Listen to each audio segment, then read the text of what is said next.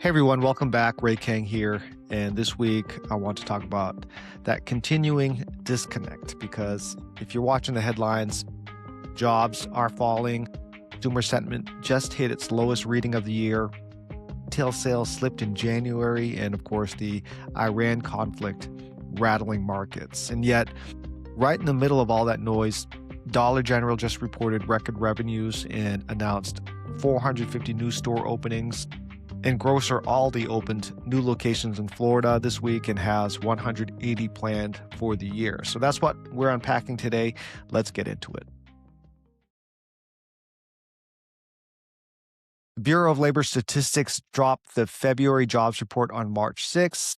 And let me walk you through what it actually said. We lost 92,000 jobs. Economists were penciling in 50,000, but we got nearly double that. Unemployment moved up to 4.4%. And here's the pattern that concerns me more than any single month. 3 out of the last 5 months, payrolls have declined. And that's not just a blip. Wages are still growing 3.8% year over year. So employed workers are pretty much okay. But long term unemployment, people out of work 27 weeks or more, hit its highest level since December 2021. A different kind of pressure is building possibly beneath the surface. The Census Bureau released January retail sales, headline down 0.2% month over month. Below expectations, motor vehicles and gas stations were the drag. But here's the number I want you to look at, the control group. That strips out autos, gas, building materials, and restaurants, all the volatile stuff, and gets at what core consumers are actually doing. The control group was up 0.3% in January. Year over year, retail is still up 3.2%. Food and beverage stores posted gains. Building materials posted gains. And one more thing, federal tax refunds are running nearly 20% above last year's pace. Economists expect that to give a spending boost in March and April. The University of Michigan's preliminary March consumer sentiment reading, 55.5, down from 56.6 in February, the lowest reading of 2026 so far. To put that number in context, that index is sitting in the second percentile of its entire recorded history, going back to 1978. That's not just low, that's historically low. So here's what moved. The survey was conducted between February 17th and March 9th. Interviews done before the U.S. military action in Iran showed improvement from February. The 9 days of interviews after the conflict began completely erased those gains. Gas prices are the most immediate pressure, up about 25 cents a gallon just in the first week of March. And inflation expectations stalled at 3.4% after 6 straight months of declines. That reversal is worth watching. Now, here's a data point that brings all of this together at the retailer level. Kohl's reported Q4 earnings on March 10th, and the numbers tell the story clearly. Net sales down 3.9% for the quarter, down 4% for the full year, and their CFO said something on the earnings call, quote, their core customers, low to middle income households, are being, quote, choiceful with their discretionary spending. Choiceful. That's the word. Not broke, not panicking, just making deliberate trade-offs about where their dollars go. And that's the key insight for retail center owners. It's not that consumers have stopped spending, it's that they're spending differently. They're choosing value over mid-tier, necessity over discretionary, and that distinction is everything when you're looking at your tenant mix. Now, here's where the story flips. On March 12th, Dollar General reported its Q4 and full year 2025 earnings. Record net revenue of $42.7 billion.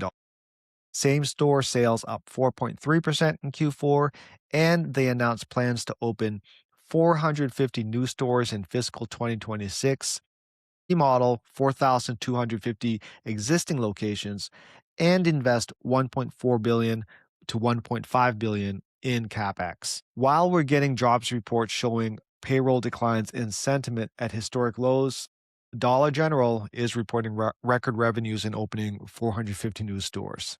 Their strategy focused on rural and small town America, towns of 20,000 people or fewer, making up 80% of their current store base. They have added over 8,000 net stores in the past decade and still accelerating. This is what value retail does in a bifurcated consumer economy. When middle income households get choiceful, to use Cole's word, some of those dollars flow right to Dollar General.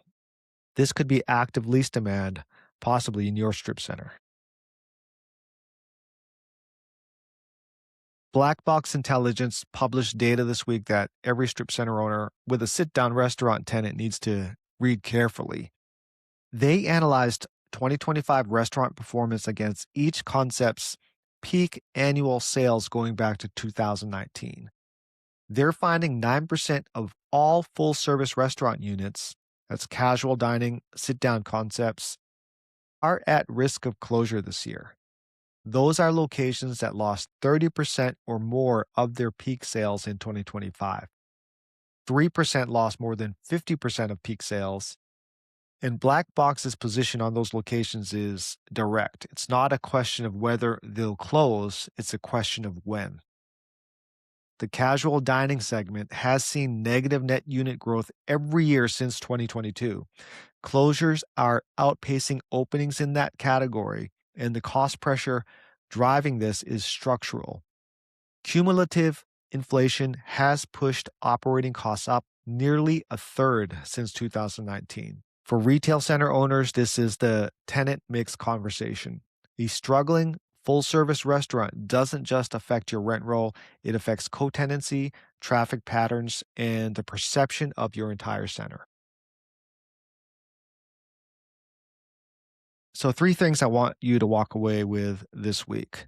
Number 1, the bifurcation is now showing up in earnings data, not just trend reports. Kohl's mid-tier discretionary reported 4 straight years of declining sales this week. Dollar General, value necessity, reported record revenues in the same week.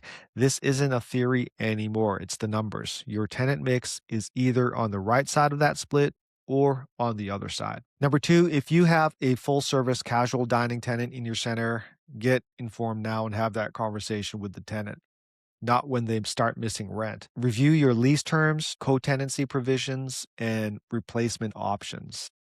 The black box data tells you that 9% of those concepts are already past the point of recovery. Some of them are in your strip centers. And number 3, don't let today's sentiment data drive a long-term decision. Consumer sentiment is at historic lows, partly because of gas prices and geopolitical fear, not just structural economic weakness. Tax refunds running 20% above last year could meaningfully shift the spring spending picture. So stay informed, do your homework, and don't panic sell or panic hold based on 1 week's worth of data.